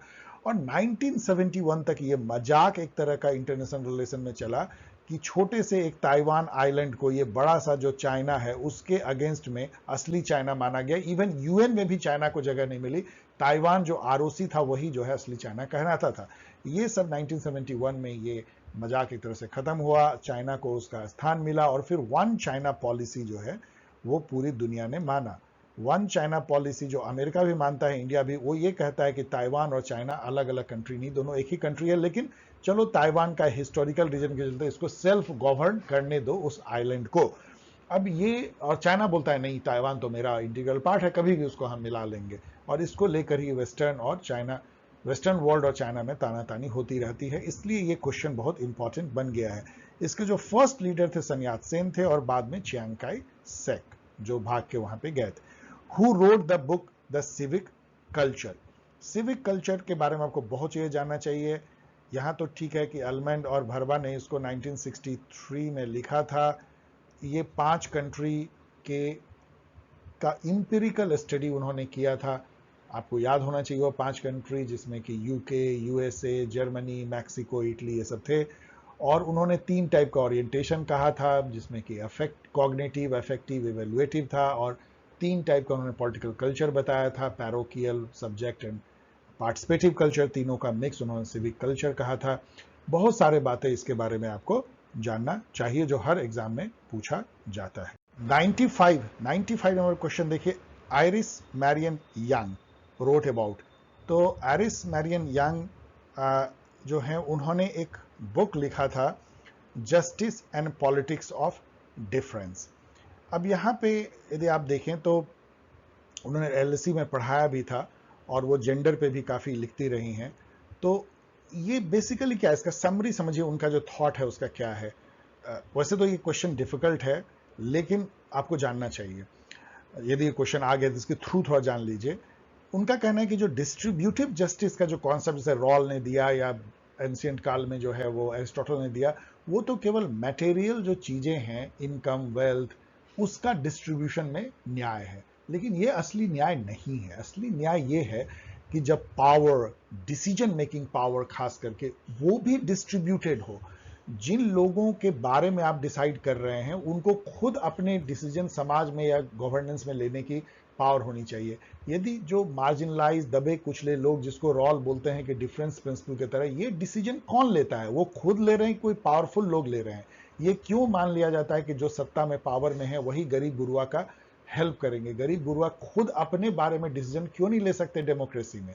ये वो कहना चाहती हैं कि डेमोक्रेसी, जो पॉलिटिक्स ऑफ डिफरेंस, तब सही होगा जब इस पर बात होगी कि जो जिनको न्याय चाहिए वो न्याय खुद अपने लिए ले सकते हैं डिसीजन, ऐसी व्यवस्था बना सकते हैं, ऐसे इंस्टीट्यूशन के को गढ़ सकते हैं जो उनको न्याय दे। ये नहीं कि कोई ऊपर बैठा हुआ है पावरफुल व्यक्ति जो उसके न्याय उसको दिलाएगा और डिस्ट्रीब्यूटिव जस्टिस देगा। This is the concept of justice and politics of difference, मतलब डिस्ट्रीब्यूटिव जस्टिस से आगे निकल जाना। So democracy and difference. The fundamental duties were added to the Indian constitution in the year. इसके बारे में बहुत चीजें आपको जानना चाहिए। फंडामेंटल ड्यूटी, एक तो चलिए ठीक है, बहुत सिंपल है कि 1976 में 42nd अमेंडमेंट से इसको लाया गया इंदिरा गांधी के टाइम में। ये रसियन कॉन्स्टिट्यूशन से प्रभावित था।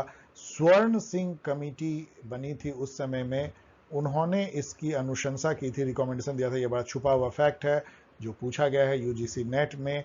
इसके अलावा 86th अमेंडमेंट जो 2002 में आया था, राइट टू इंफॉर्मेशन एक्ट के पहले उसके थ्रू 11th जो है फंडामेंटल ड्यूटी जो है वो ऐड की गई थी। ये सारी चीजें आपको जो है जानी चाहिए। ये भी जानना चाहिए कि कौन कौन से 11 फंडामेंटल ड्यूटी हैं।